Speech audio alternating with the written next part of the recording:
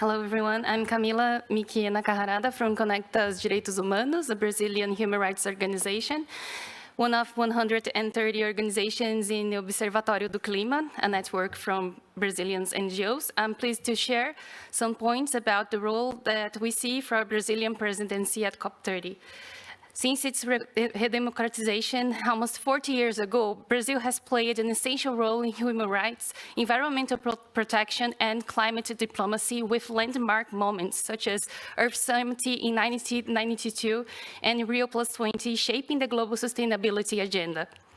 Given the high expectations for Brazil leadership at COP30, we would like to highlight pathways for ensuring Brazil remains an innovative and decisive actor in multilateral forums.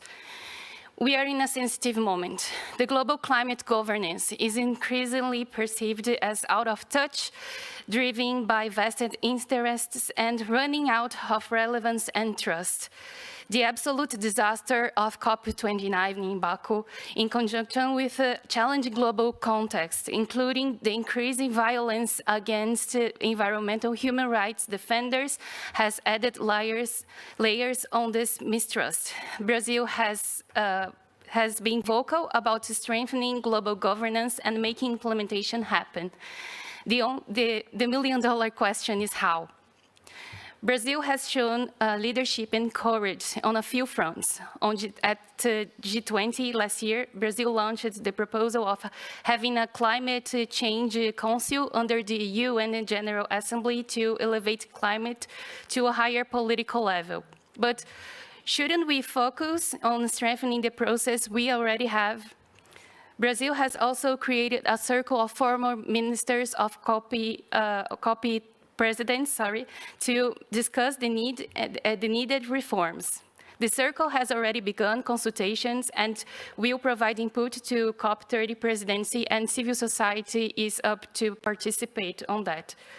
Looking ahead this week, the fourth letter of the presidency proposed for the first time align the action with negotiation by setting the action agenda as part of implementing the GST. Action agenda can play an essential role by ensuring transparency and accountability.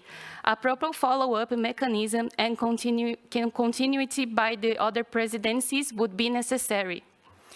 However, the world expects more than process, ideas, and creative writing in COP letters. The world needs to see Brazil walk the talk. A tangible low-hanging fruit for the COP30 presidency would be to ensure full transparency of the host country agreement and the inclusion of appropriate human rights language in it according to civil society demands. We urge Brazil to publish it as soon as possible. We believe that no provisions of this agreement may be withheld from public disclosure. In light of all this, we believe that this is the chance for the so-called turnaround copy, as the president has been branding. Thank you very much.